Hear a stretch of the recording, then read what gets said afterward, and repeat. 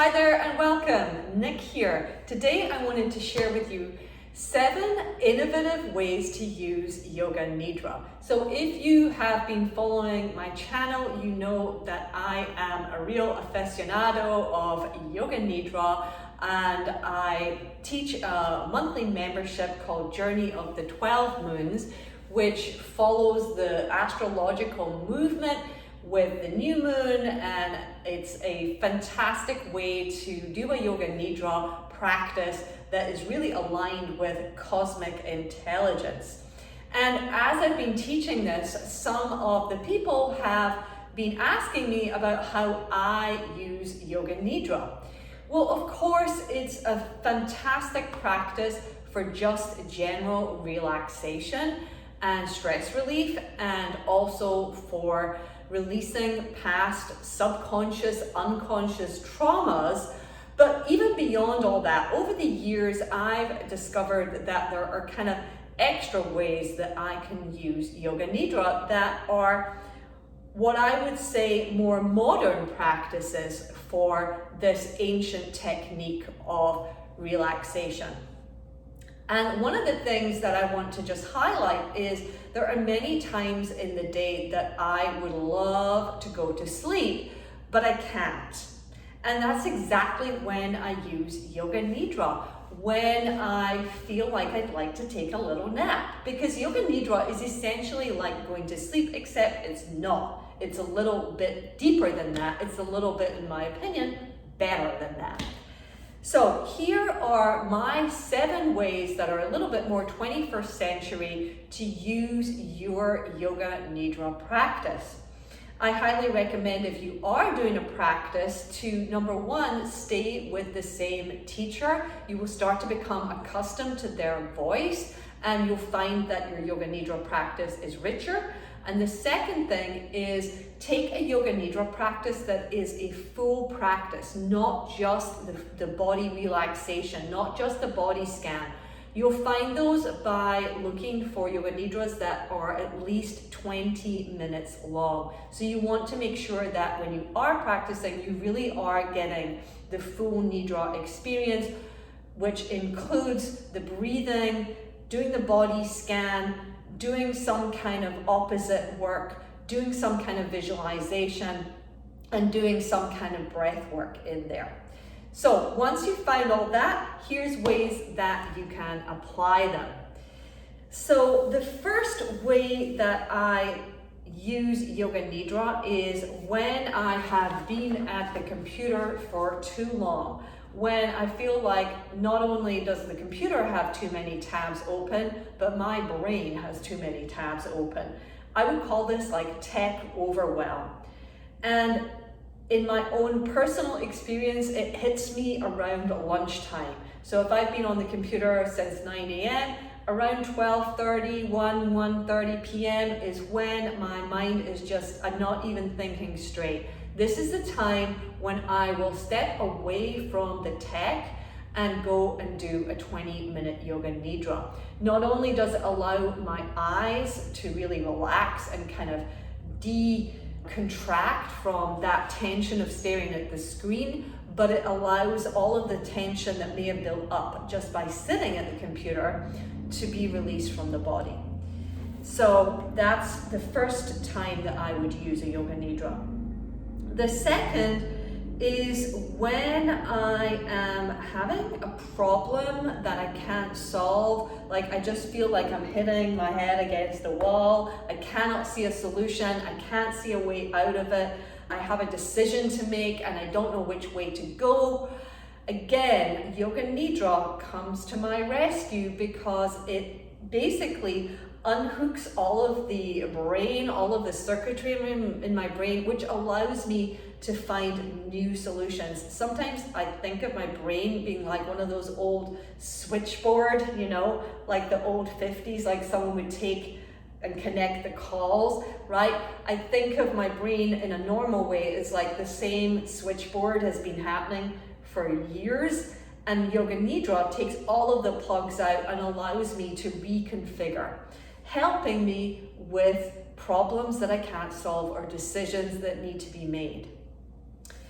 The third time that I like to use Yoga Nidra that might be a little bit different is I actually choose a time in the week when I want to have quiet time. And energetically, for me, the best time is a Sunday evening. It's that moment between the weekend finishing and my new work week beginning. So I set aside a Sunday evening as a time for a Yoga Nidra practice to almost like have a meeting with myself. Just like I would have a meeting with my boss, I'm having a meeting with myself before I have the meeting with the boss. It's a time for me to set an intention for the week and just have this kind of carved out moment when I have a still point between the weekend, a bridge, and then the weekday work week. This one I love, and I kind of want to shout this from the rooftops to all the moms out there. My son is now in his 20s, he's grown up, but boy, I remember that moment when it was just before he would come back from school and the craziness would start. The fights about the homework, the fights about the snacks, and so on. It's like I'd had the whole house to myself, and then just the crazy came in. And so it would be around 4 p.m. Here's my tip for you. If you want to manage that craziness a little bit better, carve yourself out 30 minutes before the kids come back from school. That way you can down your own tools, down your nervous system, regulate yourself, and reset before the kids come back from school. So throw yourself down on the couch in a bed, put on your 20-minute Yoga Nidra just before the kids come back from school, and notice how things are affected. This, I would say, out of the 7 I'm giving you, it would be like my top tip.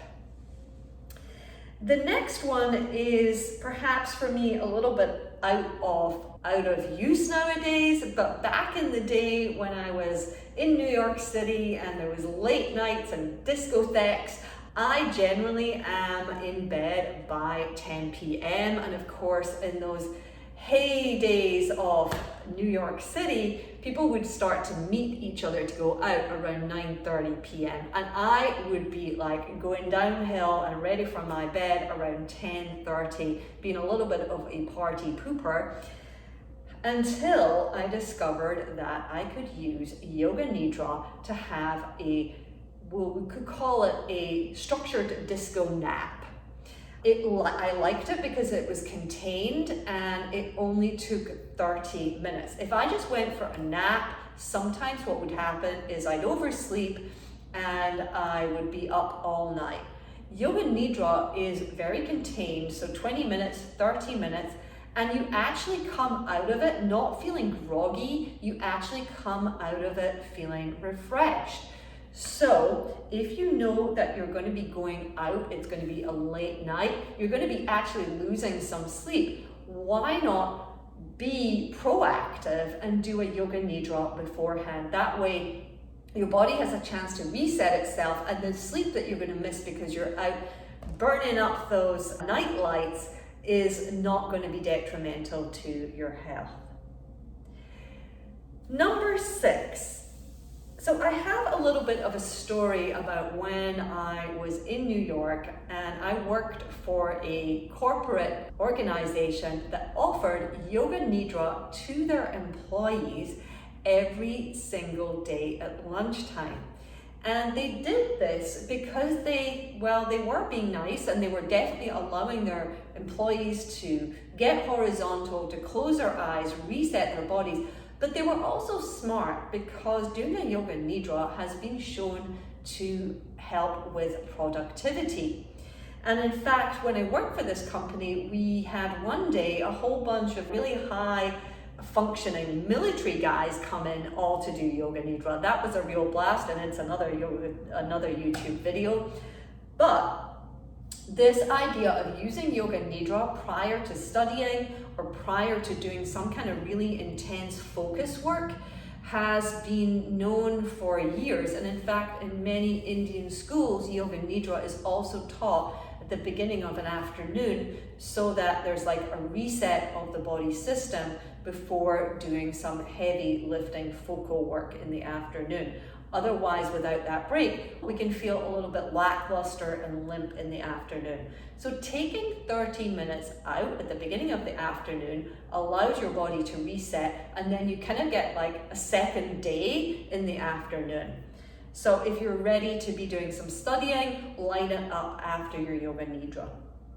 And of course, number 7 is perhaps the way that most people typically use it, which is to use it before bedtime to help you to go to sleep.